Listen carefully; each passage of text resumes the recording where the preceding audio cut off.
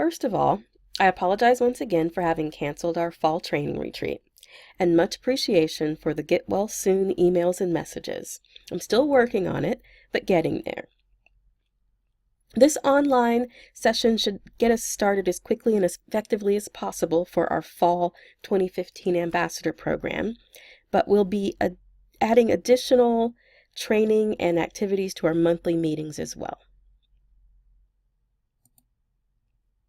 My goals for this online session are pretty simple.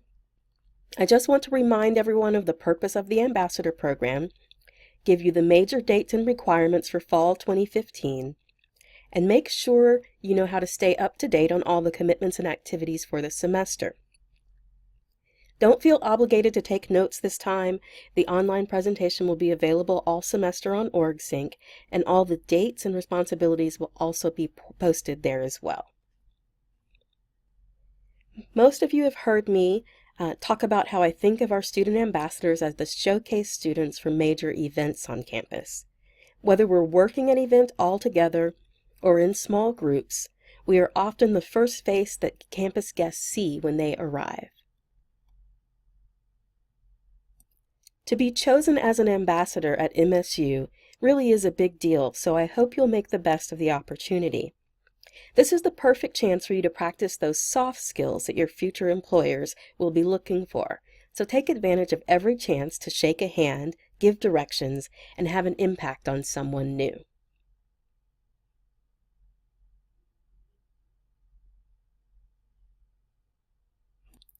There are really three roles that you play as an MSU student ambassador. We are the hospitality crew, serving our campus community of faculty, staff, and students, along with their families and the many special guests who visit the campus. We're the image makers, because we often make the first impression on visitors to the campus and are frequently called upon to tell the story of the university through our own experience. And we are the models of excellence, exhibiting professionalism in attitude, dress, and behavior. We are the walking, talking demonstration of our university's mission, values, and outcomes. The Student Ambassador Organization was created for the purpose of representing Midwestern State University as an academic institution of the highest quality. The events with which we assist are especially important to the operation of the university and also to the Wichita Falls community. To ensure the excellence in quality of the program, the following expectations have been developed for the Student Ambassador Program.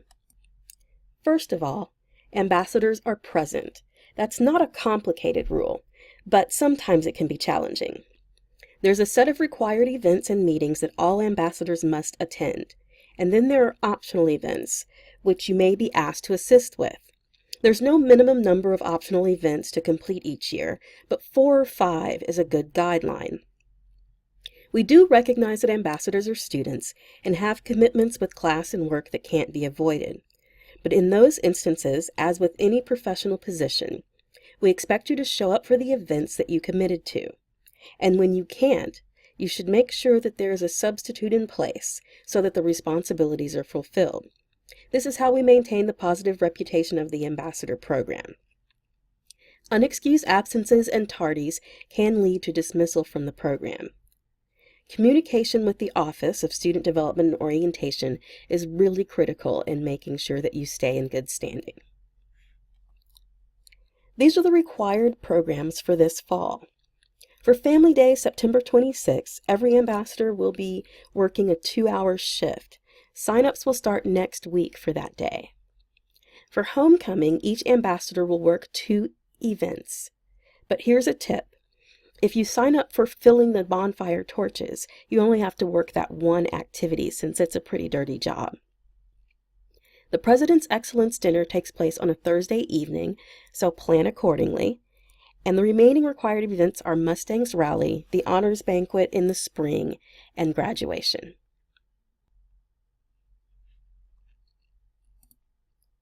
The best way to keep track of the upcoming activities is to use the OrgSync group. Every event, whether optional or required, is listed there. And when you're looking at each calendar item, You'll find lots of details in the description, such as what to wear, which ambassadors are doing which responsibilities, and who your on-site contact will be. One other required activity are the Saturday tours. We're asking that each ambassador complete one of these per year. Sign up for these tour shifts have already begun, as the first round of tours will be this Saturday, September 5th. The sign-up sheets for the remaining tours for the fall will be available in the office next week. Other expectations related to the events should be pretty obvious. Arrive in a timely manner. There are often refreshments served at the events that we work, but no alcohol should be consumed. And whether the dress code is ambassador casual, which is an ambassador t-shirt and khakis, or business attire, we are always professional in our appearance. And generally speaking, it's always okay to dress better than the required dress code, but never okay to dress less than the expectation. These are the final requirements for the ambassador program. Using OrgSync is a requirement, since it is our primary method of communication. You absolutely must add your cell phone number and provider to your OrgSync profile. You can adjust your privacy and notification settings so no one can see the number and so other groups can't text you. But we do use OrgSync to send urgent messages. We won't spam you. Last year, I think we used the texting option twice, once for a weather cancellation and another for a last-minute location change for an event. Finally, while we can make an exception during a student's last semester before graduation, ambassadors should be full-time students, and the minimum GPA is always a 2.5 cumulative. Our last expectation is pretty simple. You should display a positive attitude at all times. You are a representative of the university, and we believe you to be one of the best examples of our student community. So best foot forward, and thank you in advance for all that you'll do this year. There are a couple of changes to the program which we'll wait to initiate in the spring, since we weren't able to have our full fall training retreat. But I want you to know about the exciting things that we have to look forward to. First, we really want to step up the benefits that you receive as an MSU ambassador, so we'll be offering 3 certificates that you can earn during your service to the program. Over the years, many alumni of the program have talked about the things that they never realized they were learning while serving as an ambassador. These certificates will be an opportunity to reflect on the personal and professional development that you should be experiencing in the program. Completing the certificates will be optional, and you can choose 1, 2, or all 3 to work on. But more information will come as the spring semester approaches. The second new activity is a replacement for something that previous ambassadors did each year. Instead of giving 2 weekday tours per year, each ambassador will work one of these activities instead. Beginning in the spring, ambassadors will serve as hosts for our new Mustangs Meet program. This will be a chance to interact with new students by helping to connect them with their peers. More information will come later. But before we can get to those exciting new programs, we need to focus on the fall. Here's what will happen in the next few weeks. Every ambassador should check in at the Student Development Orientation Office next week between September 7th and 11th. The visit should take about 15 minutes.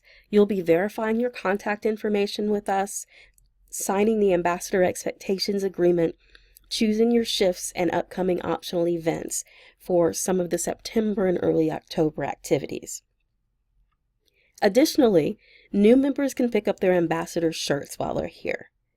Any ambassador who has not been trained to conduct campus tours should also sign up for a training session during the office check-in.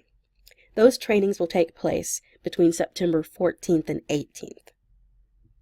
The upcoming required events that are first up will be the Family Day and our October meeting, which will be Wednesday, the 7th of October at 7:15 a.m.